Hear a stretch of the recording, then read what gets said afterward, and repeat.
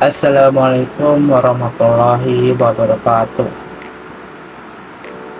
Perkenalkan, nama saya Emrido Santosa dari kelas manajemen 22B dengan MPN 22411087. Saya di sini ingin sedikit menjelaskan tentang pengenalan bisnis model kanvas dalam mata kuliah Technopreneurship. Bisnis model kanvas adalah alat visual yang membantu perusahaan memahami dan mengembangkan model bisnis mereka. Ini mencakup 9 blok penting, mulai dari proposisi hingga struktur biaya, untuk menggambarkan bagaimana perusahaan menciptakan dan menangkap nilai. Selanjutnya, mengapa bisnis model kanvas penting? Yaitu yang pertama, memahami keseluruhan bisnis, di mana bisnis model kanvas memberikan gambaran menyeluruh tentang bagaimana bisnis Anda berjalan, mulai dari segmen pelanggan hingga arus pendapatan. Yang kedua, mempercepat proses inovasi, di mana dengan menggunakan BMC, Anda dapat dengan cepat mengidentifikasi dan menguji ide-ide baru untuk mengembangkan model bisnis yang baik. Yang ketiga, memvisualisasikan dan mengkomunikasikan rencana bisnis. BMC membantu Anda mengkomunikasikan rencana bisnis Anda dengan lebih efektif kepada investor, mitra, dan tim internal. Selanjutnya, komponen-komponen bisnis model kanvas. Yang pertama, segmen pelanggan, yaitu mengidentifikasi kelompok orang atau organisasi yang ingin Anda jangkau dan layani dengan produk atau jasa Anda. Selanjutnya,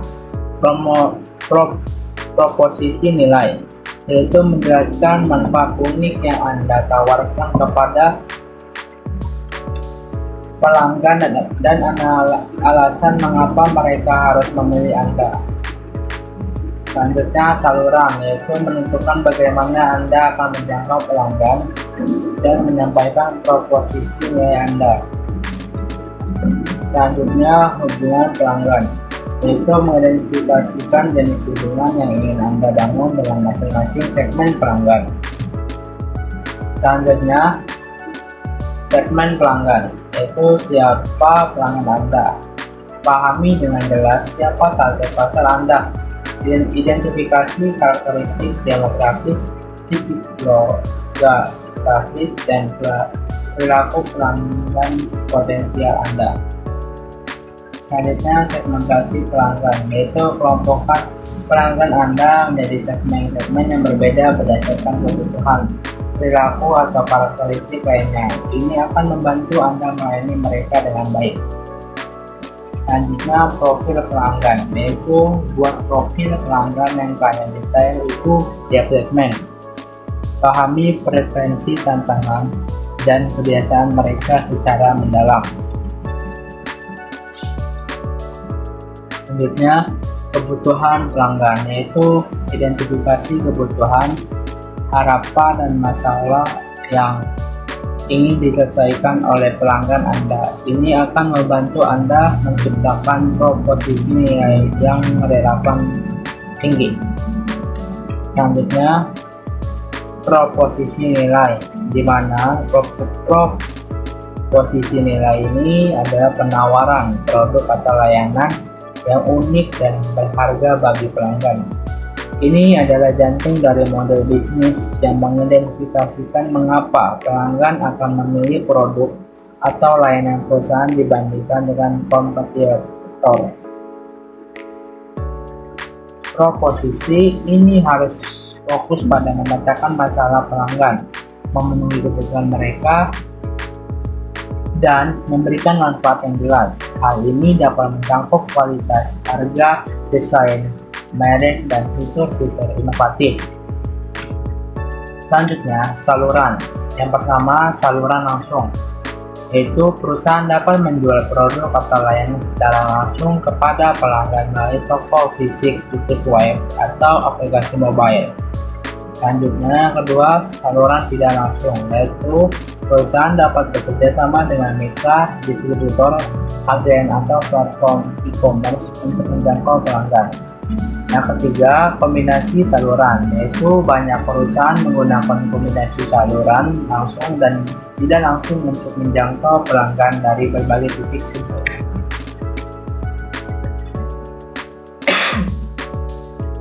Selanjutnya, hubungan pelanggan, yaitu interaksi pribadi, di mana perusahaan dapat membangun hubungan yang lebih personal dengan pelanggan melalui interaksi langsung, seperti layanan konsumen, pemasaran online dengan dukungan teknis. Ini membantu menciptakan ikatan emosional yang kuat antara customer.